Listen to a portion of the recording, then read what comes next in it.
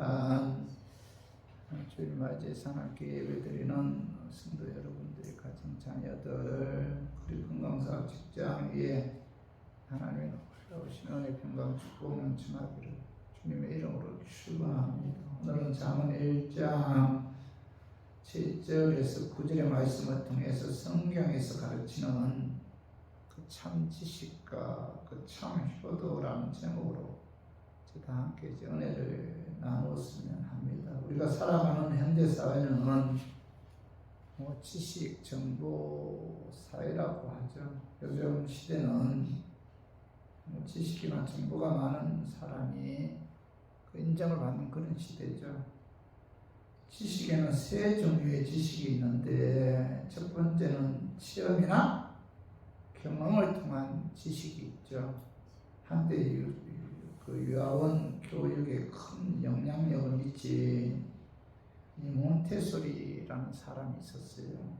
이 몬테소리는 이탈리아 정신과 의사로서 이 여자로서는 처음 의학 박사를 받은 사람인데 그는 주입식 교육을 거부하고 체험을 통해서 얻어진 그 지식만이 참 지식이다. 이렇게 강조했어요. 그래서 유치원 교실에서 의자나 책상을 없애고 움직이면서 경험하게 함으로 지식의 폭을 넓히고 지식을 터득하게 하였다는 거죠. 그리고 두 번째 그 지식은 독서를 통한 그 간접적인 그런 지식이죠. 감적적인 지식은 인생에 경험한 사람들의 책이나 그 조언을 통해서 짧은 시간 동안 많은 지식을 얻을 수 있는데 오늘날 학교 교육 방법이죠. 간접 교육 방법론의 그 대표적인 철학자는 베이컨인데 이 베이컨은 아는 것이 힘이다, 배워야 산다 이런 말을 했어요. 그는 독서를 통한 지식은 온전한 인간을 만들고 상담을 통한 지식은 준비된 인간을 만든다. 역사를 통해서 배운 지식은 슬기로운 인간을 만들고 철학을 통해서 얻은 지식은 심오한 인간을 만든다. 이런 주장을 했어요. 그리고 세 번째의 지식은 하나님의 말씀이 성경을 통해서 가르치는 그 영적인 지식이죠. 오늘 본문에서는 하나님의 말씀인 성경을 통해서 지식의 근본이 무엇인가에 관해 가르쳐주고 있어요. 그래서 저는 오늘 본문 말씀을 통해서 성경에서 가르치는 그 지식, 그죠? 성경에서 말씀하시는 그 지식의 근본이 무엇인가에 관해 알아보고 깨달아서 하나님 기쁘게 하는 그런 추석 연휴가 되었으면 하는 그런 마음에서 제가 오늘 이 말씀 준비했습니다. 말씀 전가할 때 악한 마귀는 나사렛 예수 이름으로 떠나고 성령 하나님께서 함께 하심으로 깨닫는 그런 은혜가 임하기를 주님의 이름으로 축원합니다. 성경에서 가르치는 지식은 첫 번째로 여호와를 경외하는 것이 지식의 근본이다라고 이제 가르치고 있어요. 그 말씀에 잠언 1장 7절 봐봐요.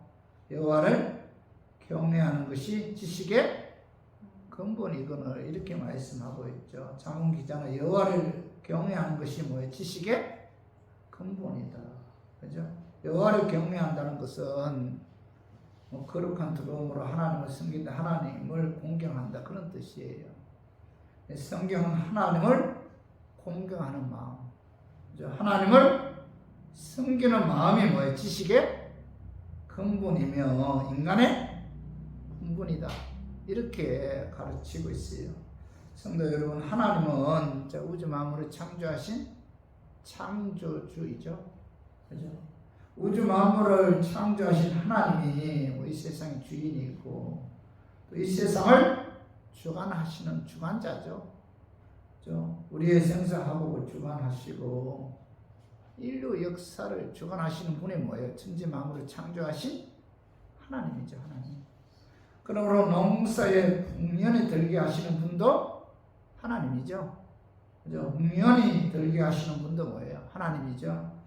창세기 26장 1절 이하에 보면은 이 가나안에 흉년이 들었을 때 이삭이 모든 것이 풍성한 애굽으로 내려가는 도중에 이 그라의 땅에서 잠시 머무르는데 그때 하나님께서 이삭에게 나타나서 애굽으로 내려가지 말라고 그래요.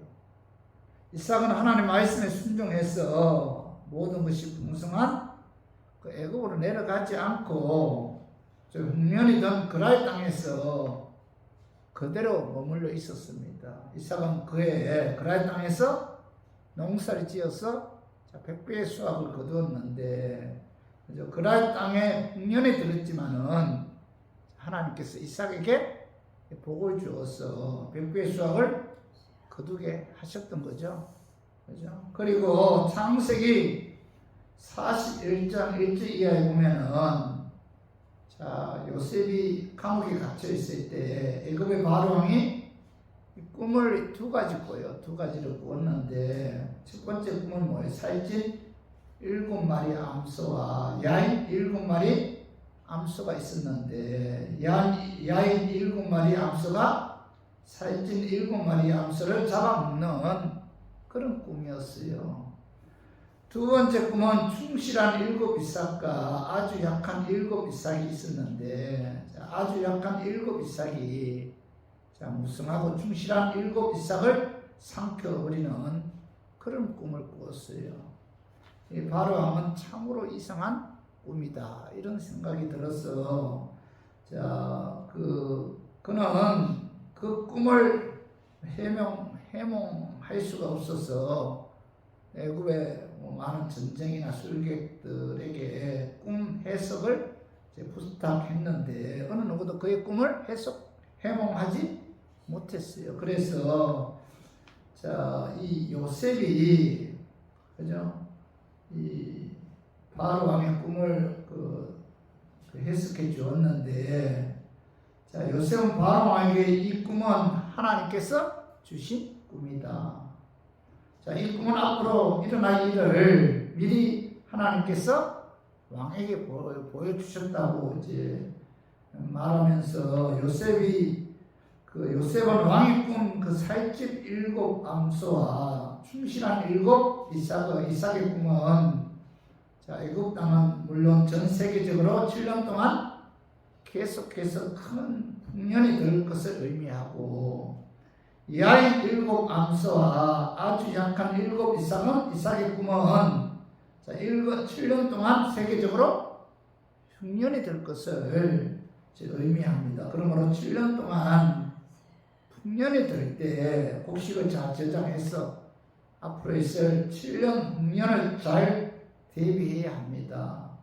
요셉은 바로 왕에게 앞으로 흉년에 대한 해결 방법까지 제시해 주었는데 요셉이 바로 왕의 꿈을 해석한 대로 하나님께서는 애굽 땅은 물론 전 세계적으로 7년은 흉년이 들게 하였고 이어서 7년은 흉년이 들게 하셨어요.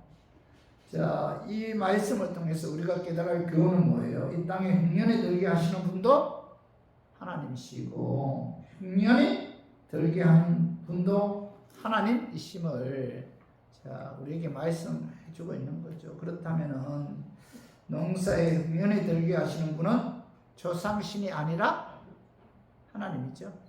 그죠? 오늘 우리가 경영하는 농사는 물론 우리의 사업도 뭐예요? 하나님이 주관하시죠. 우리의 사업이 흥하게 하시는 분도 뭐예요? 조상신이 아니라 우주 만물을 창조하신 창조주 하나님이죠. 그런데 우리 민족은 일찍부터 흉년이 가져다 주는 신이 조상신이라고 생각해서 추석 명절이 되면은 조상신에게 제사를 지내왔는데 이 조상들이 세상을 떠나면은 신의 반열에 오르는 것으로 믿고 있었어요. 그래서 조상을 조상이라고 부르지 않고 조상신이라고 불렀습니다. 이런 조상신을 잘 모시는 것을 효도라고 생각했고 조상신을 잘 모시면은 조상신이 자 후손들과 가정의 모든 대소사를 잘 보살펴서 형통하게 하며 자 농사가 풍년이 들게 해준다 이렇게 믿었습니다. 그래서 우리 선조들은 그 조상신을 잘 섬겼고 조상신을 섬기는 최고의 행위가 죽은 조상신에게 제사를 지내는 것이었어요. 성도 여러분, 죽은 조상이 우리의 생사화복을 주관하는 신호로 여기고 조상신에게 제사를 지내는 것은 뭐예요? 우상 숭배의 행위다. 이제 어떤 분들은 목사님 조상님께 제사하는 것은 우리 민족의 전통이고 또 효도의 한 방법인데 우상 숭배가 되나요? 이렇게 항변하는 분들도 있어요. 그러나 조상신에게 제사 드리는 것은 효도도 아니고 성경적으로 명백한 우상 숭배라는 거죠. 이 문제는 효도의 문제와는 전혀 차원이 다르죠. 효도는 살아계신 부모님께 하시는 것이지 이미 죽어 이 세상에 없는 조상에게 하는 것은 결코 아니죠. 그죠? 우리 인간이 죽으면 육신은 어디로 가죠? 흙으로 가죠. 그죠? 그러나 그의 영혼은 뭐예요? 낙원 아니면 음부로 가죠. 그죠? 그래서 누가복음 23장 43절에 봐봐. 예수께서 이르시되 내가 진실로 내게 이르노니 오늘 내가 나와 함께 낙원에 있으리라 하시니라. 예수님께서는 십자가상에서 예수님을 영접한 한 강도에게 오늘 내가 나와 함께 낙원에 있으리라 이렇게 이제 말씀하셨는데 사람이 죽으면은 자 즉시 그의 영혼이 낙원 아니면 뭐요? 음부로 들어가기 때문에 그죠?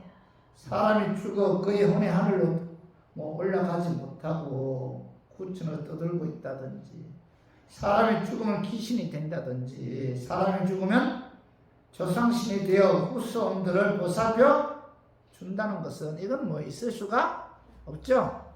사람이 죽으면 그의 영혼이 어디로 가요? 예수 믿으면 어디로 갑니까? 낙원 가죠. 믿지 않으면 어디로 가요? 음부로 갑니다. 그죠? 그렇기 때문에 여러분 귀신은 분명히 존재해요. 그러나 그 귀신이 사람이 죽어서 귀신이 되는 것은 결코 아니죠. 귀신은 뭐예요? 천사가 타락해서 귀신이 된 영적인 존재죠. 저 귀신은 분명히 존재한다. 그 귀신은 누구예요? 조상이 죽어서 귀신이 되는 것이 아니고 뭐예요? 타락한 천사가 바로 귀신이다. 요한계시록 12장 7절 8절 봐봐요. 하늘에 전쟁이 있으니 미가엘과 그의 사자들이 영과 더불어 싸울세 영과 그의 사자들도 싸우나 이기지 못하여 다시 하늘에서 그들이 있을 곳을 얻지 못한지라. 오늘 미가엘과 그의 사자들이 영과 그의 사자들과 하늘에서 전쟁이 있었다. 그죠?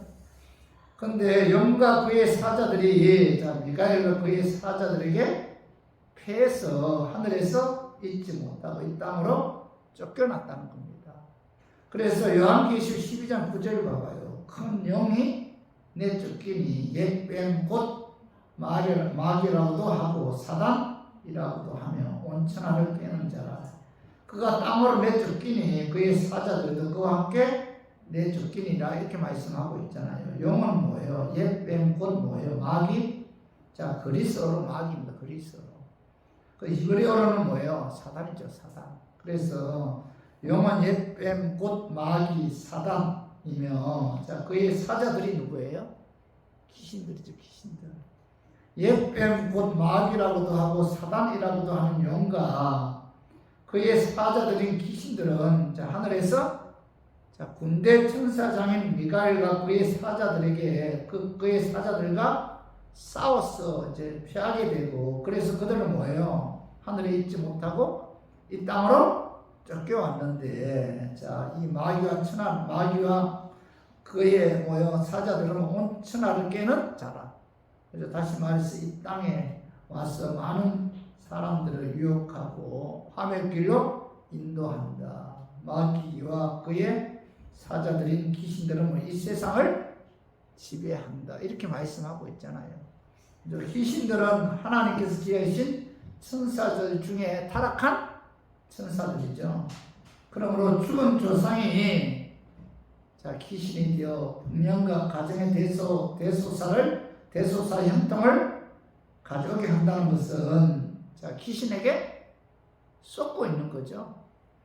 조상신에게 제사를 지내는 것은 귀신에게 제사를 지내는 것이고, 그것은 뭐예요? 우상 숭배의 행위다.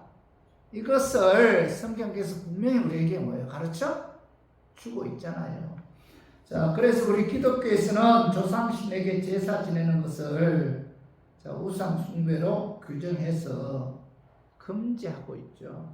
우리 고린도전서 10장 20절에서 21절 봐봐요. 무릇 이방인이 제사하는 것은 귀신에게 하는 것이요 하나님께 제사하는 것이 아니니 나는 너희와 귀신과 교제하는 자가 되기를 원하지 아니하노라. 이렇게 말씀하고, 여기 사도 바울은 뭐예요? 무릇 이방인이 제사하는 것은 뭐예요? 하나님께 제사하는 것이 아니고 뭐예요? 귀신에게 제사하는 것이다. 나는 너희가 귀신과 교제하는 자가 되기를 원하지 아니한다. 이렇게 말씀하고 있죠. 그리고 고린도전서 10장 21절 봐봐요. 너희가 주의 잔과 귀신의 잔을 겸하여 마시지 못하고, 주의 식탁과 귀신의 식탁에 겸하여 참여하지 못하리라. 이렇게 말씀하고 있죠. 먼저 사도 바울은 주의 잔과 귀신의 잔을 겸하여 마시지 못하고, 주의 식탁과 귀신의 식탁에 겸하여 참여하지 못한다. 이렇게 이제 말씀하고 있는데, 그러므로 조상신에게 분면을 기원하고 가정 대소사의 형통을 위해 음식을 준비하고 조상신들에게 제사를 드리는 것은 성경적인 지식, 성경적인 시각에서 보면 뭐예요? 조상신에게 제사를 드리는 것은 바로 뭐예요? 귀신에게 제사 드리는 것이다. 그죠? 이렇게 말씀하고 있죠. 이것은 뭐 종교적인 우상 숭배라는 거죠. 천주교처럼 제사 지내는 것도 허용하고, 하나님께 예배 드리는 것도 허용하고, 이것은 뭐예요? 하나님 말씀을 거역하는 행위죠. 십계명을 정면으로 위반하는 그런 우상 숭배 행위인데, 그래서 신명기 11장 28절에 봐봐요. 너희가 만일 내가 오늘 너희에게 명령하는 도에서 돌이켰더나 너희의 하나님 여호와의 명령을 듣지 아니하고 원래 알지 못하던 다른 신들을 따르면 뭐예요? 저주를 받으리라. 하나님께서 모세를 통해서 이스라엘 백성들에게 하나님 외에 다른 신들을 따르면 뭐예요? 저주가 임한다. 이렇게 이제 분명히 이제 말씀을 통해서 우리에게 지식을 전달하고 있는 거죠. 그래서 이스라엘 역사를 보면 이스라엘 백성들은 하나님을 멀리 했고 이방인들이 섬기던 우상을 섬겼어요. 그래서 그들은 북이스라엘은 하나님의 징계를 받아 아수르의 침공으로 멸망했고, 남유다는 바벨론 침공을 받아서 바벨론 포로로 끌려가서 70년 동안 말로 형용할 수 없는 그런 고통을 당했어요. 구약 성경을 통해서 이스라엘 역사를 보면은 하나님께서 가장 진노할 때가 언제예요? 하나님 외에 다른 신을 섬겼을 때, 우상을 섬겼을 때 하나님이 굉장히 진노하셨고 엄하게 징계하셨다는 겁니다. 유독 하나님께서는 그죠? 다른 신을 섬기는 것을 굉장히 싫어하셨어요. 출애굽기 20장에 보면 하나님은 뭐예요? 질투하는 하나님이시다. 하나님 외에 다른 신을 섬길 때 질투하시는 그런 하나님이다. 그래서 성도 여러분, 우리가 이 우상에 대해서 여러분 요즘 시대에 너무 가볍게 생각하는 분들이 있는데 여러분 그렇지 않아요. 하나님은 우상 섬기는 것을 굉장히 엄하게 심판하시고 징계하신다. 가장 하나님이 성경을 통해서 이제 우리에게 주는 교훈은 뭐예요? 가장 싫어하는 것이 하나님께서는 우상 섬기는 것이다. 그래서 고린도전서 10장 7절 봐봐요. 그들 가운데 어떤 사람들과 같이 너희는 우상 숭배하는 자가 되지 말라. 이렇게 말씀하고 있잖아요. 사도 바울은 고린도 교회들을 향해서 너희는 우상 숭배에다가 되지 말라 이렇게 말씀하고 있죠. 그래서 우리 교인들은 어떤 환경에서도 하나님의 우상을 섬기는 우상 숭배죄를 범하지 않기를 여러분 주님의 이름으로 축원합니다. 그리고 두 번째로 성경에서 가르치는 지식은 부모님을 공경하는 것이 승리와 영광과 축복이다.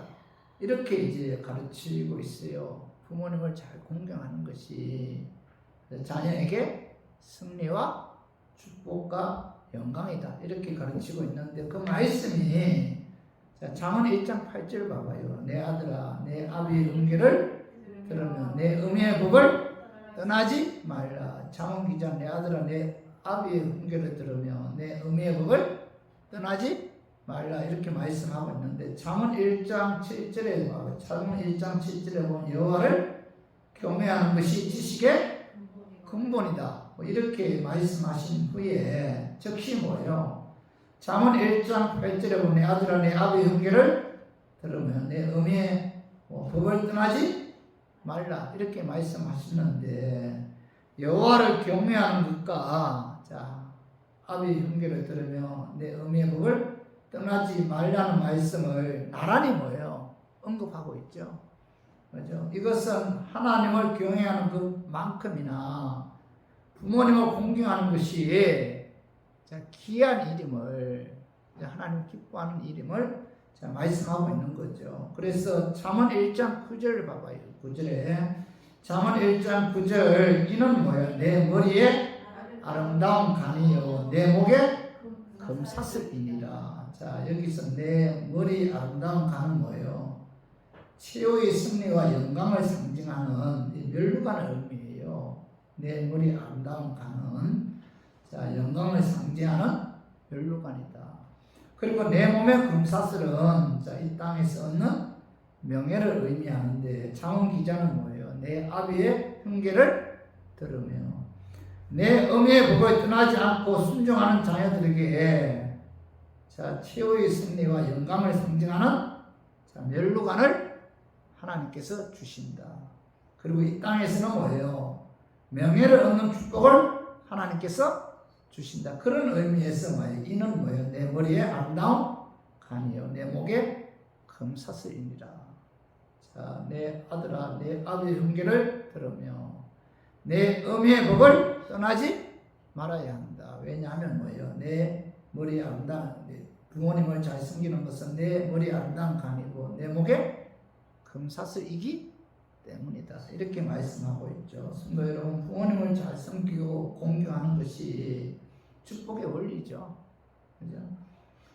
부모님을 잘 섬기고 공경하고 순종하는 자녀에게는 하나님께서 내 머리 아름다운 간과 내 목의 금사슬에 축복을 주신다. 이렇게 이제 약속하고 있는데 신명기 6장 16절 봐봐요.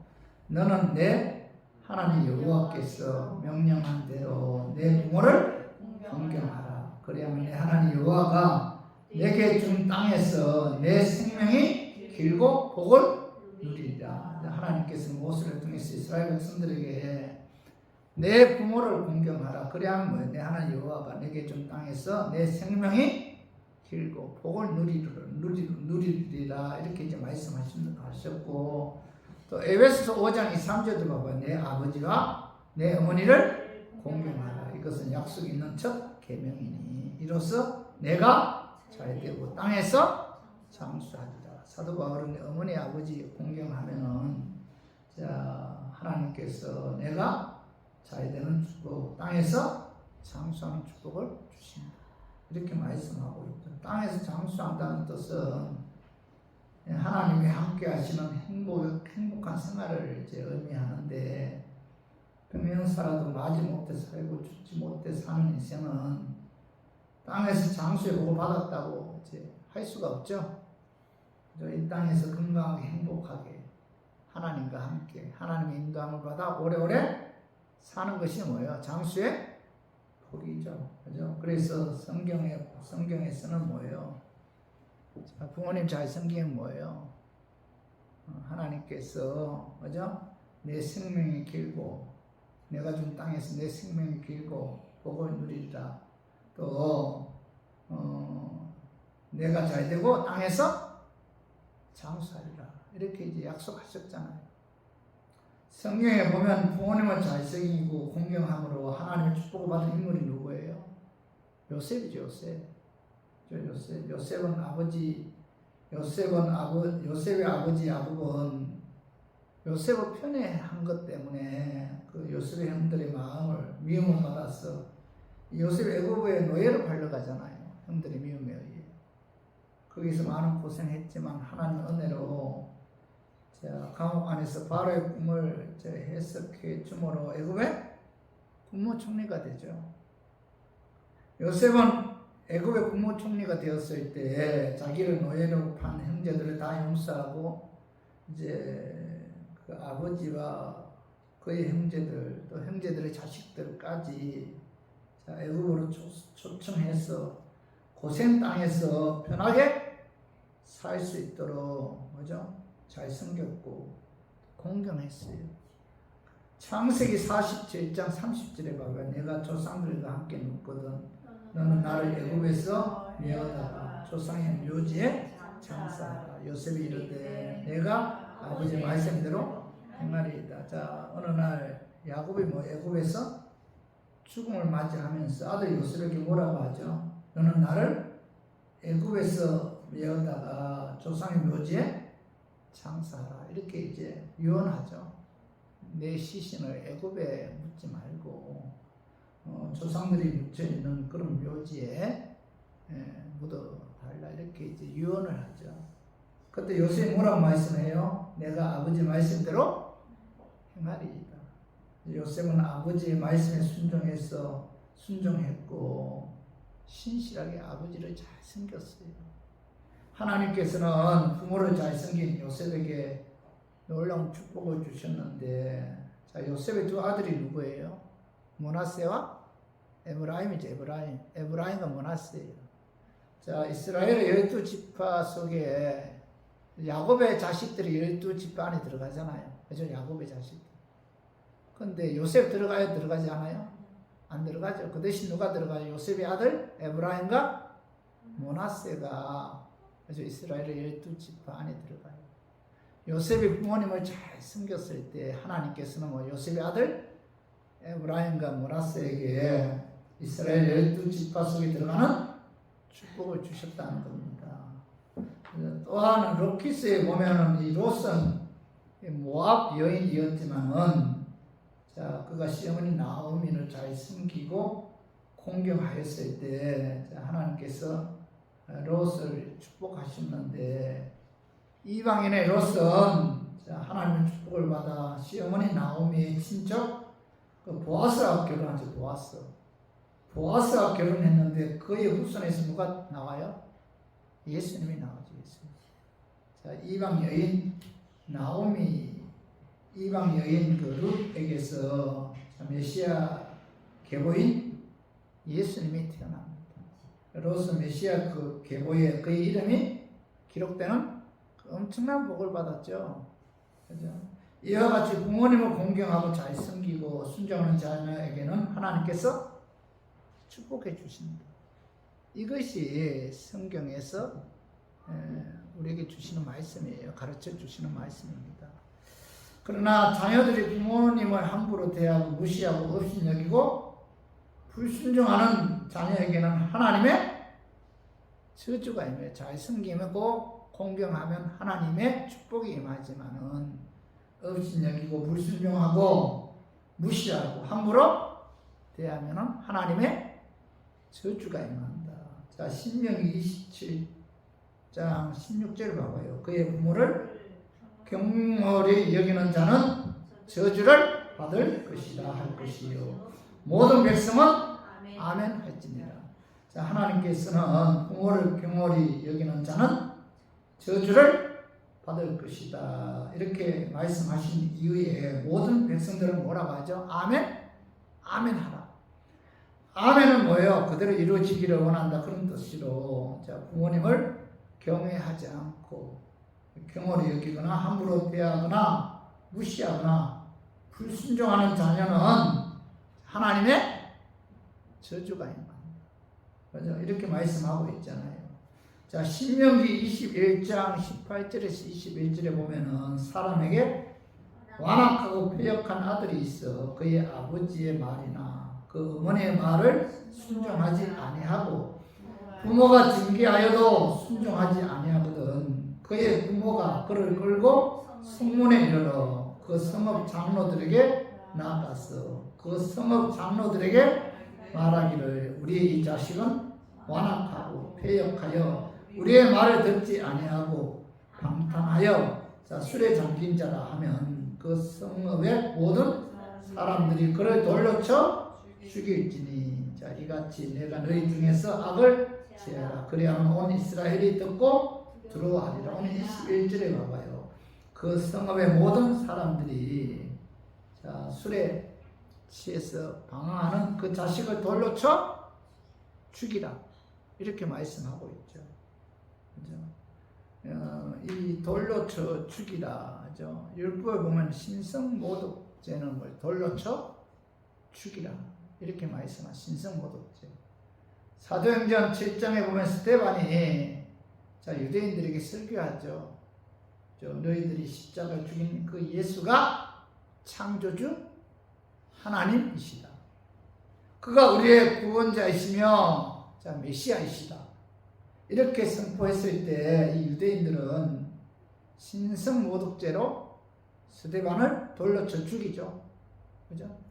마찬가지로 자, 완악하고 패역한 아들이 자, 부모님의 말씀에 순종하지 않고 그죠? 술에 취해 방탕한 삶을 살면은 돌로 쳐 죽이라는 것은 뭐예요? 신성 모독죄와 똑같이 다루고 있잖아요. 그죠? 돌로 쳐 죽이라. 그죠? 그죠? 내가 하나님이다. 내가 예수다. 이런 사람들은 뭐예요? 돌로 쳐 죽이라. 그죠? 부모님을 업신여기고 무시하는 자는 뭐예요? 돌로 쳐 죽이라. 그죠? 그만큼 하나님께서는 부모님을 업신여기고 공경하지 않을 때 신성모독죄와 똑같이 엄하게 다스리고 저주한다는 거죠. 엄청난 죄라는 거예요. 부모님께 함부로 대하거나 부모님 말씀에 불순종하거나 업신여기거나 뭐 이런 것들은 신성모독죄와 같이 똑같이 취급한다는 거. 돌로 쳐 죽이는 그런 엄한 하나님의 심판이 임한다는 겁니다. 창세기 9장에 보면 노아의 아들들 중에 함이 하나님의 저주를 받은 이유는 아버지 노아의 허물을 덜쳐내었기 때문이죠. 반면에 셈과 야벳은 하나님의 허물을 덜주지 않고 가르치었기 때문에 하나님의 축복을 받을 수가 있었던 거죠. 사무엘 16장 이하에 보면은 압살롬은 아버지 다윗을 왕좌에서 몰아내고 자신이 그 자리를 차지하기 위해 모반을 일으키죠. 그는 전쟁 중에 그의 머리카락이 상수리 나무에 걸려 다윗 왕의 그 부하인 그 요압의 부하들에 의해 비참하게 그 죽음을 당했어요. 이와 같이 부모님을 함부로 대하고 무시하고 업신여기고 불순종하는 자녀에게는 하나님의 저주가 임한다. 이걸 성경은 우리에게 가르쳐주고 있잖아요. 여호와를 경외하는 것이 지식의 근본이다. 부모님을 함부로 대하면 하나님의 저주가 임한다. 그죠? 그래서 우리 교인들도 오늘 이 말씀을 통해서 여러분 우리가 부모님에 대해서 함부로 여러분 대하거나 그죠? 무시해서는 안 된다. 우리 주위에 보면은 부모님을 공경하고 잘 섬기고 순종하는 자녀들은 이 땅에서 복을 받지만은 부모님을 없이 여기거나 불순종하는 자녀들은 이 땅에서 하나님의 저주가 임한 것을 우리가 볼 수가 있어요. 그러므로 하나님의 축복을 받아 영적으로 육적으로 잘 되기를 원한다면 부모님을 잘 섬겨야 됩니다. 효도는 뭐 살아계신 부모님께 하는 거죠. 기독교 효도법은 아주 현실적이죠. 실제적입니다. 죽은 후에 효도법을 가르치는 것이 아니라 살아계실 때 효도하라고 가르치죠. 이미 죽어 이 세상에 없는 부모에게 좋은 묘지에 묻어주고, 그죠? 성대하게 제사를 지내는 것은 뭐야? 아무 소용이 없죠. 그죠? 죽은 부모에게 어떤 것도 유익을 주지 못하죠. 부모님이 살아 계실 때 여러분 잘 섬기고 공경해야 돼요. 기독교는 부모님이 살아 계실 때 잘 섬기고 공경하라고 이제 명령하고 있죠. 살아 계실 때 자주 찾아뵙고 전화도 자주 해드리고 또 기쁘게 해드려야 돼요. 돌아가시면 보고 싶어도 보지 못하죠. 인생은 잠깐이죠. 돌아가신 후에는 아무런 후회 안 들어 아무 소용이 없습니다. 그래서 이번 추석 연휴 때 여러분 부모님이 살아 계시면 부모님을 찾아뵙고 부모님 말씀도 많이 들어주고 용돈도 주고 부모님을 기쁘게 하는 우리 교회인들이 되기를 주님의 이름으로 축원합니다. 그리고 세 번째로 성경에서 가르치는 지식은 믿지 않는 가족들의 영혼을 구원하기 위해 전도해야 된다라고 이제 가르치고 있죠. 그 말씀이 디모데전서 5장 8절 봐봐. 누구든지 자기 친족, 특히 자기 가족을 돌보지 아니하면 믿음을 배반한 자요 불신자보다 더 악한 자니라. 이렇게 말씀하고 있죠. 사도 바울은 디모데에게 누구든지 자기 친족, 특히 자기 가족을 돌보지 아니하면 믿음을 배반한 자다. 불신자보다 더 악한 자다.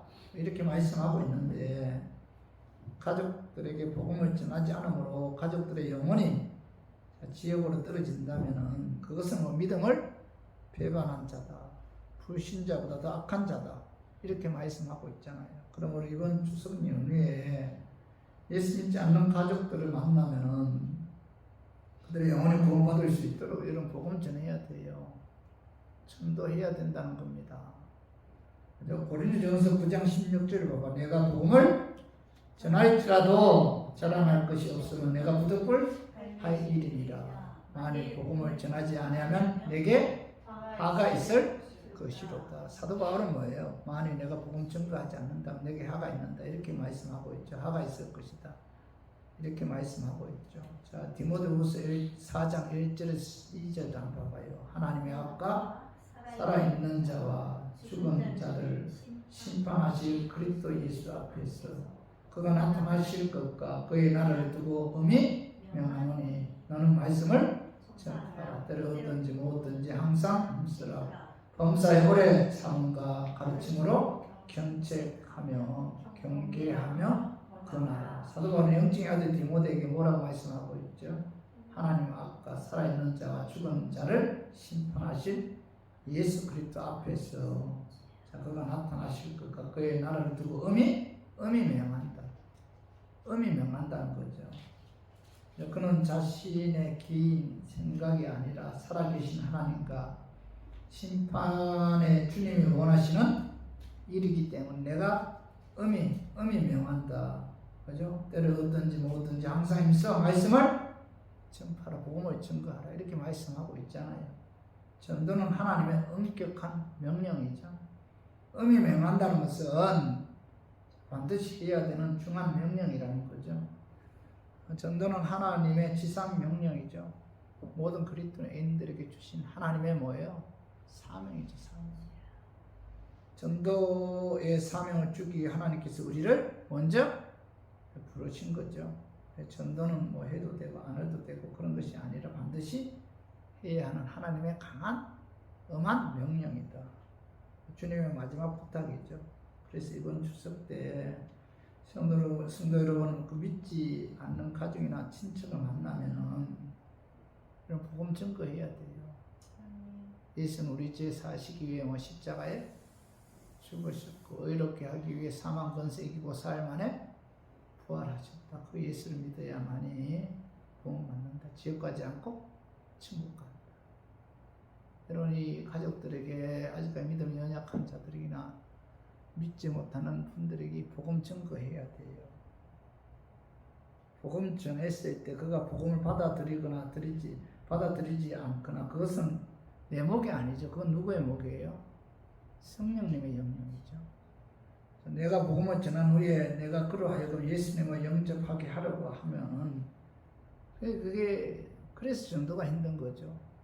내가 어떤 사람에게 복음을 전가한 후에 그가 그 복음을 믿고 받아들이고 한다는 것은 내 힘으로는 불가능하죠. 어떻게 그걸 믿어요? 그죠? 그것은 내 영역이 아니고 누구의 영역이에요? 성령님의 영역이죠. 예수님이 창조주 하나님이시다. 그분이 우리 죄 사시기 위해 십자가에 죽으셨다. 의롭게 하기 위해서 부활하셨다. 그 예수를 믿으면 구원을 받는다. 지옥 가지 않고 천국 간다. 이 복음을 증거했을 때 여러분 그게 내 힘으로 그죠? 내가 복음 증거한 사람이 예수님을 영접하고 믿게 할 수 있다고 생각해요? 그거 어떻게 믿어요? 그걸 믿게 하시는 분은 누구예요? 성령님이죠. 내가 예수를 믿는다는 것은 내 안에 누가 임했다는 증거예요? 성령이 임했다는 거예요. 성령님이 나로 하여금 예수님을 믿게 하는 거예요. 말씀 깨닫는 거 여러분들이 뭐 공부해서 깨닫습니까? 아니죠. 내 안에 내주하신 성령님이 말씀을 깨닫게 해주고 믿게 해주고 그죠? 그 말씀을 통해 우리에게 뭘 줘? 힘을 주고 하나님의 뜻을 그죠? 밝혀준다는 겁니다. 누가 그런 일을 해요? 성령님. 성령님이 내가 전도한 사람의 그 복음을 그죠? 믿게 하고 깨닫게 하고 영접하게 하고 예수님 믿음으로 구원받게 하고 그리고 천국으로 인도하는 거죠. 모든 사역의 중심에는 누가 있습니까? 성령님이죠. 성령의 역사에 의해서만이 가능하죠. 말씀을 믿지 못하는 것은 말씀을 깨닫지 못하는 것은 말씀에 대해 의심하는 것은 뭐예요? 그 안에 성령님이 임하지 않았기 때문이죠. 우리가 말씀 깨닫는 거 깨달아지는 거예요. 누구에 의해서? 성령님에 의해서. 내가 깨닫는 게 아닙니다, 여러분. 내가 믿는 게 아니에요. 성령님이 나로 하여금 믿게 해주시고 깨닫게 해주시고 그죠? 확신을 갖게 해주신다. 능동이 아니고 뭐예요? 수동이죠, 수동. 내가 주체가 아니에요. 내가 복음 증거했습니다. 그가 예수를 믿고 믿지 않고는 뭐예요?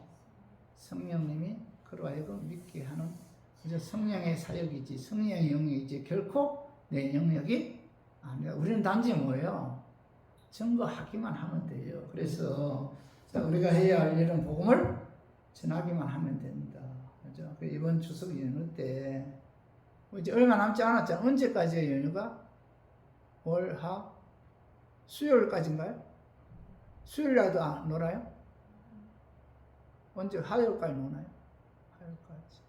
얼마 남지 않았지만은 여러분들 특히 가족들 만나면은 예수님 증거함으로 성령의 역사에 의해 온 가족들이 또 친척들이 예수 그리스도를 믿음으로 구원받고 믿음으로 하나 되는 하나님의 은혜가 각 가정 위에 임하기를 주님의 이름으로 축원합니다. 자, 우리 이 시간 통성으로 우리 기도해요. 오늘 우리 말씀 쭉 정리해봐. 말씀. 자, 오늘 성경에서 가르치는 지식은 뭐 첫째 여호와를 경외하는 것이 지식의 근본이죠. 근본. 여호와를 경외해야 된다. 이걸 가르쳐주고 있고 두 번째는 뭐예요? 부모님을 공경하는 것이 승리와 영광의 축복이다. 이걸 가르쳐주고 있잖아. 세 번째 믿지 않은 가족들의 영혼을 구원하기 위해 전도해야 된다. 이걸 가르쳐주고 있죠. 그래서 우리 모두 자 오늘 이 말씀 마음에 새기고 우리가 항상 저 말씀대로 순종하는 저 우리 교인들 되기를 주님의 이름으로 축원합니다. 우리